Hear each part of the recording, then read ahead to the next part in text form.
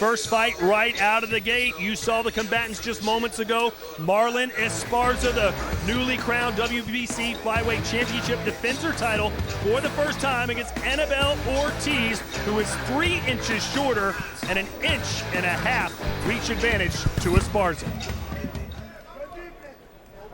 Esparza's last fight, where she won her title against Ibeth Zamora, was named the WBC Fight of the Year in the female division. Good punch there, as Ortiz looks like she's just cement-footed right now, just standing there. Yeah, right now she can't handle, she hasn't got the timing down of Esparza, but Esparza's having... And that was a knockdown. Esparza smiling, saying, I slipped, she pulled me down. The referee hearing none of it. No, that was a push. Esparza pushed her down. Hey. What? Either way, in the books, it's a knockdown. So Ortiz, who was already up against the odds, just dug herself a deeper hole. Esparza concentrating on that body, but there you go. It was a push downstairs. Esparza wrapped her arm around the neck of Ortiz and pushed her down. The referee should have seen that. It was obvious. Annabelle Ortiz has fought in 17 widely recognized world title fights. She's 14-3 with a knockout. So she's been under the bright lights before, but she's in a hole now. Good left hook there from Esparza. Esparza caught her downstairs to the body and then came up top. Esparza looking really sharp. Every punch landing, not smothering herself, not falling off balance. This is true professional fighting right here. Ortiz cut her off on the pass there. Good left hand and overhand right from Ortiz. Finally starting to score a little bit here, Sergio. Ortiz is breaking the distance now. He's going to call that a knockdown as well because the glove touched the canvas. Oh, what a shame. What a shame. 6, 7, 8. So a couple of controversial calls against Annabelle. And we're going to see right there Marlon Esparza clearly pushed down the head for a second time of Annabelle Ortiz, but Angel Mendez, the referee, seeing something else. That's just a shame. Those are obvious pushdowns there. This crowd trying to root these two women on to close strong. See a good final flurry here with 30 seconds to go. The first of 4 fights you'll see here live on Dazn.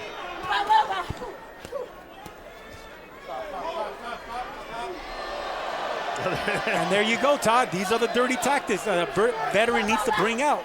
Let the referee warn you. The crowd's not going to like it, but all in all, this is a fight. What was your favorite dirty tactic? Look at him go. Look at him go here at the final 5 seconds. And Annabelle Ortiz gave it her all, Sergio, but she wasn't big enough. She wasn't strong enough. Ladies and gentlemen, here from San Antonio, Texas, we now go to the judges' scorecard. Here are the totals. Judge Lucy Rogers scores the bout 100-88. Judge Glenn Crocker has the bout 95-94. And Judge Ruben Carrion scores the bout 99-90.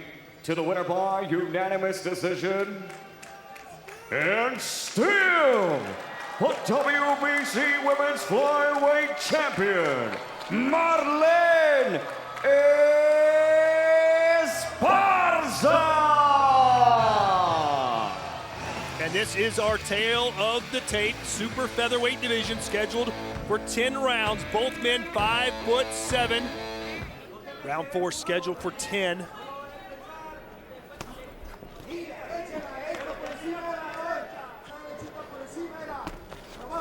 Lamont Roach beat Neil Tabano in October 2020 by knockout after 3 rounds and scored a second-round KO against Daniel Rosas in July. So he's coming off back-to-back KO wins. Once won here tonight against Alvarado, but that is not going to be easy, as Alvarado may have been beaten 10 times, but only once has he been knocked out.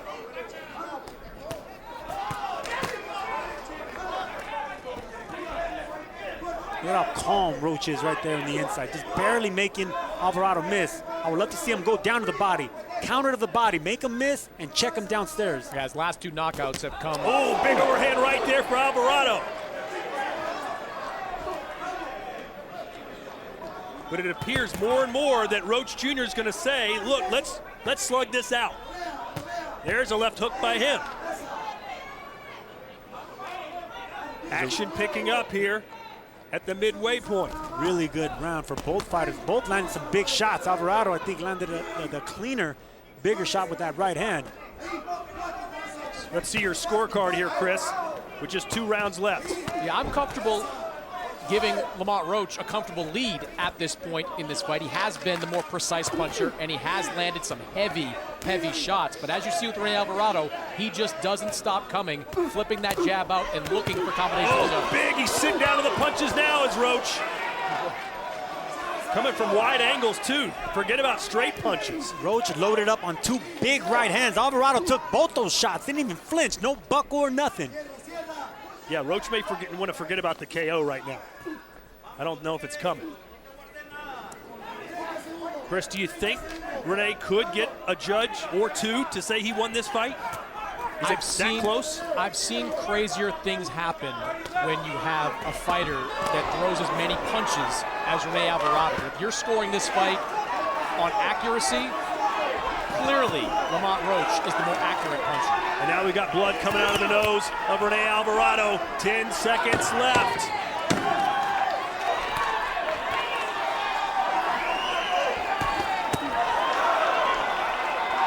This is a quality championship type performance by both fighters, a former champion in Rene Alvarado and a future champion in Lamont Roach. And now we go to the judges' scorecard. Here are the totals. Judge Javier Alvarez scores his bout 100-90. Judges Wilfredo Esperon and Judge Ursulo Perez have the bout 98-92. To the winner by unanimous decision. And now crown the new WBA NABA Super Featherweight Champion, the pride of Maryland, USA, the Reaper, Lamont Roach Jr. For the WBA minimum weight championship of the world, Seniesa Estrada, 21-0 with 8 knockouts. She's 29 years old, 5'2.5". That's 1 inch taller than Maria Micho Santizo. And Seniesa fighting from that southpaw stance. You'll see her turn lefty and righty throughout this entire time. Very athletic fighter. Look at Estrada, punches and bunches. But I tell you what, Santizo is swinging for the fences, and I love it. Well, I think Santizo recognizes this opportunity here and how it's unlikely to come along again if she doesn't win this fight. Yeah, with the amateur career that Estrada has behind her, you think Santizo's figuring, you know what, it's going to be hard for me to outbox her. I've got to get into a fight. Well, they both had about 100 amateur fights, so Santizo actually had the same amount of fights as Estrada, but I'm sure Estrada's national and international experience was a lot better in the U.S. than in Guatemala. Heavy body shots there by Estrada. And she's not just throwing one shot at a time. Round 3 scheduled for 10. Again, females do fight 2-minute rounds. Don't have time to feel your opponent out. Got to go right after her, and that's what these two fighters are doing. The red flags I had for Santizo are out the window now. Nice and calm and confident. They knew what to expect. They say that Seniesa good right hand. Sorry, Sergio, by Santizo. Oh, and Estrada caught her clean, and down she goes. Santizo got overconfident, got caught with a check left hook. Big left hook by super bad Estrada. Just when Santizo was heating up, Estrada cooled her off. 90 seconds to go in the round. Estrada looking at the corner to Dean Campos. Expect her to come out aggressive. Oh, and a nice shot there for Santizo, but that's not going to keep super bad off of her. She caught her again with a left hand. Estrada not forgetting the body. Still looking for that big left hook. Santizo not playing defense. She's still going after her, leaving herself open for these counter punches. Good uppercut on the inside for Santizo, but Estrada's right up in her grill. Santizo's legs still buckling. The legs aren't under her. She's not taking these punches well. Estrada's got to get a little bit of separation here from Santizo, see if she can create some space to land another shot. Love the way Estrada's digging down on the body, still. You don't like the body language you're seeing now from Santizo. Yeah, the referee taking a long look at Santizo. Deep breath there for Estrada. Has Santizo weathered the storm? Or has Estrada realized that Santizo's not going anywhere yet? Caught her again! The referee taking a good look at the Guatemalan. 10 seconds left. She's fighting her heart out. And if you want an argument for 3-minute rounds, there it is. And there's that check right hand by Santizo, but got caught in between by that big left hook. Ceniza's favorite punch is that big white check left hook right on the tip of the chin of Santizo.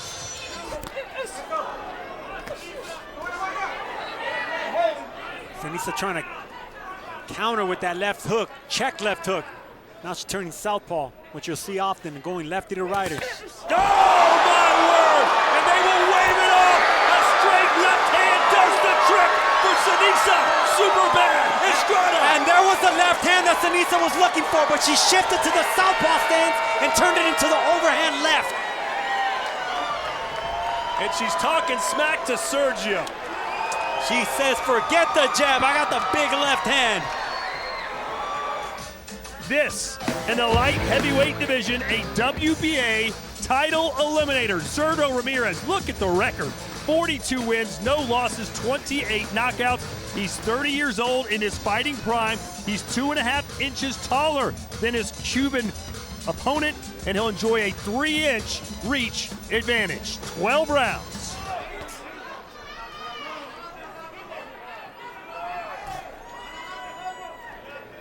Ramirez so soft-spoken, walks in the room so unassuming, but in the ring, he carries quite a punch. 28 KOs and 42 wins, and he's vowed to get another one here tonight as Gonzalez trying to start fast. Yeah, Ramirez showing respect for Gonzalez. Wait a minute, a right hand lands for Gonzalez. Gonzalez is dangerous early, especially in the first round. He has 7 first-round knockouts. You know, for all of Ramirez's physical tools, he oftentimes doesn't use them. He has got the length and the reach to be really effective operating behind the jab, but a lot of times in his career, we've seen him prefer to take fights on the inside. And there's that body shot that Ramirez is going to be looking for. Body shots and uppercuts if you're Ramirez, but you got to stay off the ropes. Left hand connects on Zurdo, and this is a dream start for Yunieski Gonzalez. He told us he was destined for this moment and destined for this opportunity. He's fighting like it. His feet are all tangled up with the southpaw. You'll see that a lot when an orthodox fighter squares off against a left-hander. So Gonzalez lost 3 of his last 5 fights before the 3-year hiatus, but if you look back and dive into those fights, many think he was robbed in the fight against Jean Pascal, and then he had a majority decision loss to Shabransky. So those early losses weren't terrible ones. It's the Vostok loss that stands out as a really bad one. That Pascal loss was bad because I believe he won that fight, and that derailed his career and straight right hand. Derailed his ambition and confidence going forward. As they say in team sports, you can throw the records out the window. That does not matter now, and Gonzalez is giving Zurdo all kinds of fits. Big right hand landed by Gonzalez right there. Ramirez acknowledged it, but he doesn't want to take big shots like that so early in the fight.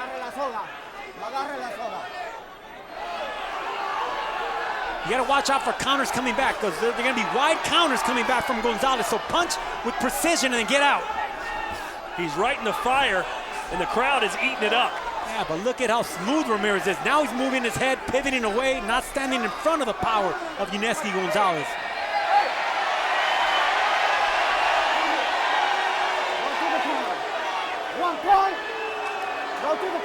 Not even a warning. Not even a warning. You know, that was a cheap move by Gonzalez, who kept Ramirez in that headlock longer than he needed to. But taking a point away without a warning is ridiculous. You wonder if he'd have done the same thing to Ramirez. Right. Beautiful boxing here by Ramirez. I mean, getting angles and still not ignoring the body. The body and the uppercuts is what Ramirez does so well. Oh, and he got caught with the right hand. He's rolling the dice, Sergio. Gonzalez caught Ramirez coming in with that check right hand. Right hand there for Zurdo.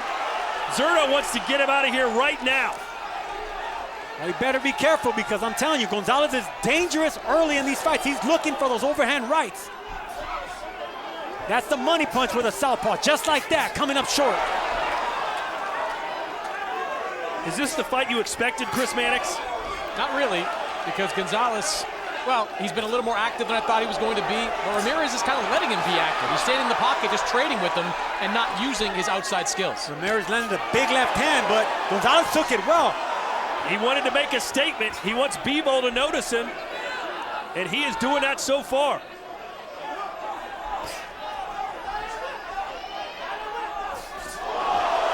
And now it's Gonzalez on the front foot. Nice spin move by Zurdo. Zurdo is nifty for being such a tall, big fighter. I'm really impressed with the pivots, just like that. The pivots of Ramirez, not standing in front of the power. Oh, he got caught there by Gonzalez. Gonzalez is landing some power punches, and Zurdo's feeling it. Zurdo's feeling them, but he's also rolling with them. They're going off the shoulders, the big shoulders of Ramirez. He's not rolling with all of them.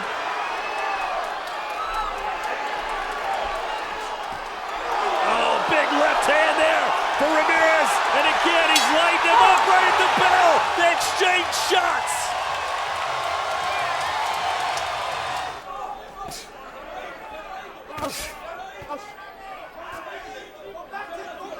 Gonzalez walking back Ramirez now. Oh, and he caught him with a left hook. That buckled the knees. Is this the beginning of the end for Gonzalez? He's coming forward now like a bull.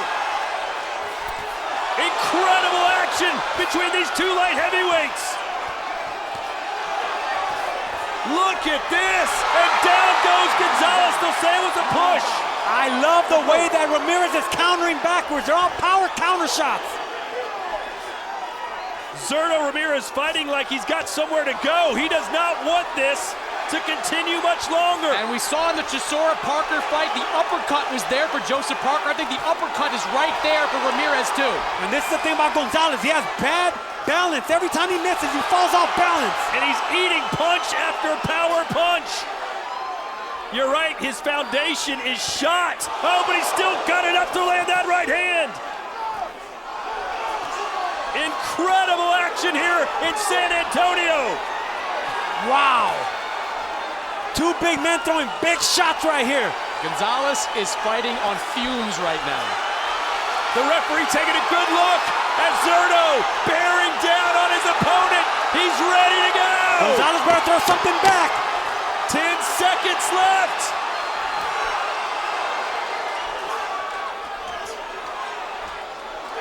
What a fight this has been! Wow! Let me tell you something, Gonzalez really slow off his stool.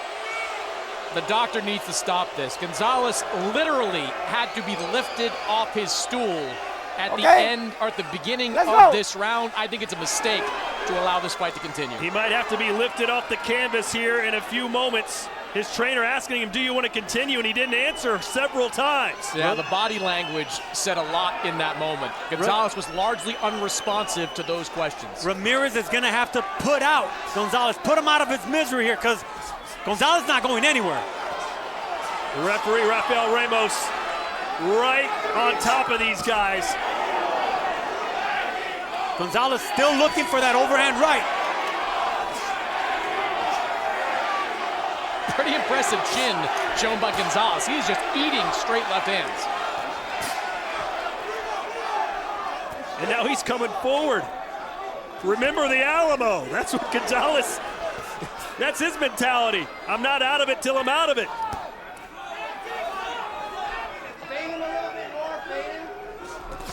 Oh, a big head collision. Looked like the forehead of Gonzalez clipped Ramirez good. Yeah, caught him right on the jaw, too. Ooh. Nice and alert. That could change the complexion of a fight.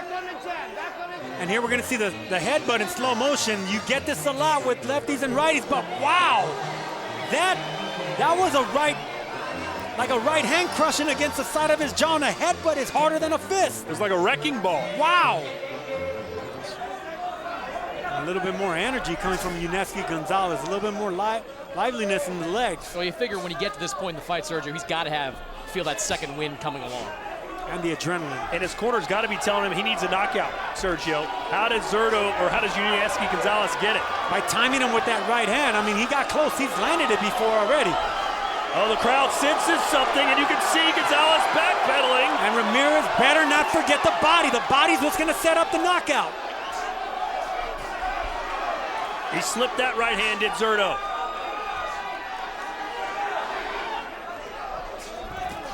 Oh, he caught him that time. Oh, got to go and finish him.